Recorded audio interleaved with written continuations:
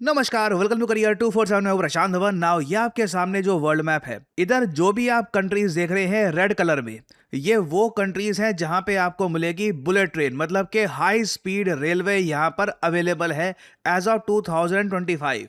भारत में आज तक हम लोग बुलेट ट्रेन ना बना पाए हैं, ना जापान के साथ मिलकर जो एक बुलेट ट्रेन प्रोजेक्ट पे हम काम कर रहे थे वो प्रोजेक्ट फाइनली कंप्लीट हुआ है। काफी बार वो प्रोजेक्ट डिले होता रहा और अब हम देख रहे हैं कि जापान के पूर्व मिनिस्टर, जिनको अब कोई चिंता नहीं है कि मेरे बारे में कोई क्या बोले, क्या इसका इम्पैक्ट आएगा, वो ट्विटर पे जाते हैं और वो भारतीयों पर ब्लेम डालते हैं और ये कहते हैं कि इंडियन साइड की वजह से ये जो बुलेट ट्रेन प्रोजेक्ट कंप्लीट होना चाहिए था टाइम पर, ये कंप्लीट नहीं हो पाया। यहाँ पे आप लोग देख पाओगे, ये है वो ट्विटर पोस्ट जहां पर ये जापानीज साइड की तरफ से जो ऑफिशियल हैं, ये एक्स ऑफिशियल, अब ये सरकार में है नहीं, ये भारत को ब्लेम कर रहे हैं। ये यहाँ पर कह रहे हैं कि जो शिनकानसेन प्रोजेक्ट है, जो शिनकानसेन ट्रेन भारत में आनी थी, ये एक ऐसा प्रोजेक्ट है जिसमें ये खुद इन्वॉल्व थे। And what stood out in international meetings, जो इंटरनेशनल मीटिंग्स होती थी, भारत की तरफ से कुछ मिनिस्टर्स आए, जापान की तरफ से डेलीगेशन आया, जो आपस में नेगोशिएशन होती थी, वहां पे कहते हैं कि रेकलेसनेस हमको दिखती थी इंडियन साइड से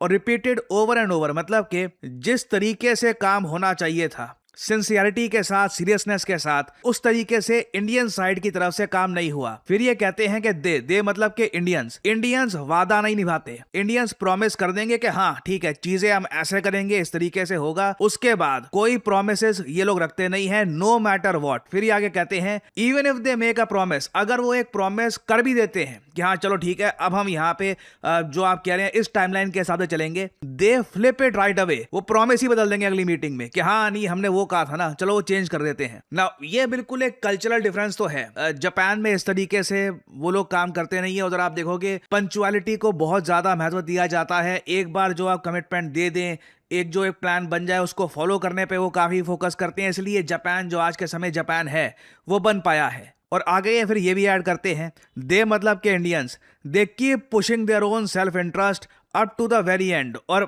ये बहुत ही बड़ा आरोप है कि जो मिनिस्टर उस वक्त इंचार्ज में था ना, इन्होंने मिनिस्टर का नाम नहीं मिनिस्टर, वो हमें भी बात करेंगे कि किस मिनिस्टर की ये बात कर रहे होंगे। ये कह रही है कि जो मिनिस्टर इंचार्ज वहां पे था वो तो बहुत खराब था। अगर एक देश का टॉप गाय ऐसा है तो फिर कुछ डिसेंट डील हो ही नहीं सकती। फिर ये कहते हैं कि for the honour of all Japanese folks who poured their heart into this, I have to say I feel 100% that the reason this hasn't move forward is entirely on the Indian side. ये आगे कहते हैं कि कई Japanese लोगों ने, कई officials, सरकारी ऑफिशियल्स, कई जापान से इंडिया में आए, उन्होंने पूरा दिल लगा दिया कि ये एक बार को जो बुलेट ट्रेन प्रोजेक्ट है ना, इंडिया में कंप्लीट हो जाए। मगर ये आगे कहते हैं, मगर मुझको बोलना पड़ेगा 100% कि ये प्रोजेक्ट आगे इसलिए नहीं बढ़ पाया क्योंकि सारा जो यहाँ पे फॉल्ट है, सारी जो गलती है, ये इंडियन साइड की है। नाउ अगेन मुझको थोड़ा यहाँ पर यही बोलना पड़ेगा, जो ये सारा ही फॉल्ट इंडियन साइड पे डाल रहे हैं ना, ये सुन के अजीब सा लगता है यहाँ पे कि बिल्कुल ही मतलब 100% फॉल्ट इंडियन साइड का है। हमारी तरफ से तो कोई ऐसा इशू रेज हुआ ही नहीं जिसकी वजह से इंडियन साइड को प्रॉब्लम हो सकती है। ये एक थोड़ा सुनने में अजीब लगता है। फिर ये आगे कहते हैं कि no result from prime minister Takaichi visit either. ये बात सही है, प्राइम मिनिस्टर तकाइची जापान की भारत में आई, बुलेट ट्रेन पर इतनी बातचीत नहीं हुई। शिनकानसेन ट्रेन का क्या होगा, किस तरीके से वो आगे बनेगी, क्या उसकी टाइमलाइन होगी, कुछ उसको लेकर कोई खास स्टेटमेंट नहीं दी गई। अब ये सब आरोप लगाए गए थे पूर्व जापानीज मिनिस्टर द्वारा। भारत सरकार की तरफ से ये जवाब आया है इस ट्वीट को लेकर। We have seen the post that you are referring to. It is an individual opinion and at considerable variance with facts. India-Japan discussions on Mumbai-Ahmedabad high-speed train are in fact progressing well. Japan will provide E20 train series, but only in early 2030s. The train in question is still under development. Meanwhile, construction work has rapidly progressed. First section will be opened in 2027 itself. अब यहाँ पे ये बोला जा रहा है कि जो इसका पहला सेक्शन है ये साल 2027 में ही ओपन हो जाएगा। उसके बाद साल 2029 तक माना जा रहा है कि जो ये पूरी बुलेट ट्रेन है ये कंप्लीट हो जाएगी। Therefore, both sides agreed to start the operations with Indian high-speed train. The signaling equipment has been ordered accordingly and is अब ये यहाँ पर देखिए बहुत ही इंपॉर्टेंट बात बोल रहे हैं, सिग्नलिंग इक्विपमेंट। देखो इंडियन साइड की तरफ से तर्क ये दिया जा रहा है कि जापान चाहता था एक परमानेंट कस्टमर, जापान चाहता था कि भारत ना सिर्फ जापानीज बुलेट ट्रेन परचेज करे, जो सिग्नलिंग इक्विपमेंट है, जो सिग्नलिंग सिस्टम है, ये भी पूरा जापानीज इंपोर्ट कर दे, ताकि एक बार को पूरे भारत में ही ना ये लोग डिपेंडेंट हो जाएं कि बस जापानीज सिग्नलिंग सिस्टम ही चलेगा। ये मैं आपको जरा दिखाता हूं कि इसका मतलब क्या होता है। यहाँ पे आपके सामने एक ड्राइंग है, ये है एक बुलेट ट्रेन, नीचे इसके ट्रैक्स हैं, यहाँ पे सिग्नल कंट्रोल सिस्टम आपको दिख जाएगा और इधर यहाँ पर लिखा है ETCS कंप्यूटर। ETCS का मतलब यूरोपियन ट्रेन कंट्रोल सिस्टम। ये आज के समय जापान के अलावा USA में, एशिया में, इवन अफ्रीका के कई देश हैं, वहाँ पर जो भी बुलेट ट्रेन इंस्टॉल की जा रही है उधर ETCS आपको दिख जाएगा।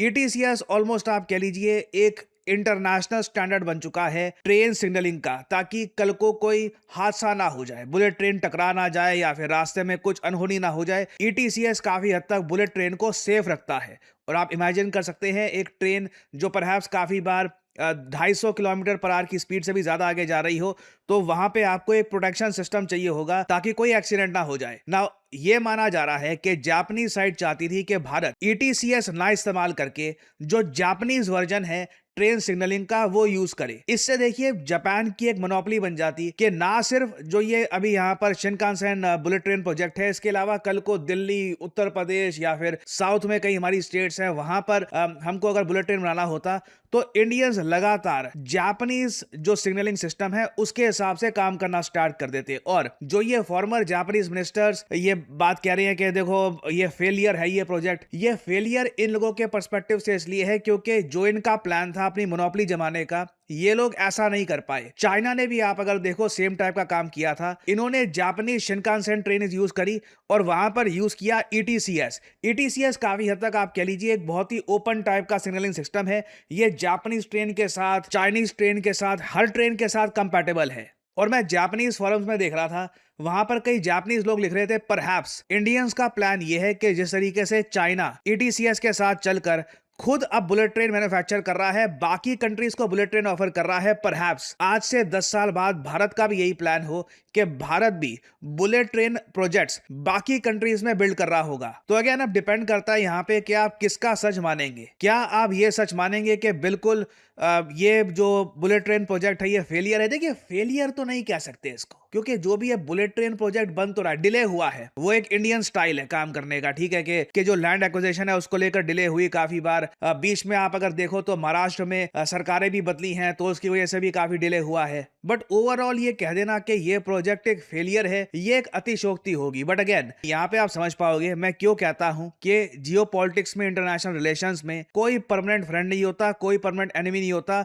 हर देश अपने इंटरेस्ट के हिसाब से काम करता है। जापानीज लोगों को कुछ खास मतलब आप कह लीजिए प्रेम नहीं है इंडिया के लिए, इंडिया एक उनके लिए मार्केट है। वो यहाँ पे सोच रहे हैं कि बुलेट ट्रेन के साथ साथ अगर इनको हम बिल्कुल डिपेंडेंट बना दे खुद पर, क्योंकि जापान अपनी तरफ से आप अगर देखें बिल्कुल 0 इंटरेस्ट रेट पर लोन भी ऑफर कर रहा था और इन्होंने ये ऑफर किया भी है लोन, उसी लोन पर हमने ये बुलेट ट्रेन बनाई है। तो कहीं ना कहीं परहैप्स जापान में फ्रस्ट्रेशन है कि इंडिया में आज के समय इतनी अंडरस्टैंडिंग आ चुकी है कि हम लोग जापानीज जो बुलेट ट्रेन प्रोड्यूसर्स हैं उन पर कंप्लीटली डिपेंडेंट ना हो जाएं और खुद की मार्केट बिल्ड करे। ये चीज भारत ने हर जगह करी है, चाहे आप इसरो देख लीजिए, इवन डिफेंस टेक्नोलॉजी में आप देख रहे हैं धीरे धीरे कि भारत अपनी डिपेंडेंस जो फॉरेन सप्लायर है उनसे काफी कम कर रहा है। बहुत सी चीजें डिफेंस आइटम्स की हम लोग भारत में खुद मैन्युफैक्चर कर रहे हैं और अब हम एक्सपोर्ट भी कर रहे हैं। परहैप्स मैं कहूंगा कि जापान में फ्रस्ट्रेशन है इस बात को लेकर कि इंडिया को एक टाइप की जो एक इकोनॉमिक कॉलोनी की तरह देख रहे थे, मामला वैसा यहाँ पर नहीं बना। But again this is a very interesting development. यहाँ पे मैं जानना चाहूंगा आप लोगों का ओपिनियन, आप इसके बारे में क्या सोचते हैं, शेयर करिएगा अपने थॉट्स कमेंट सेक्शन में,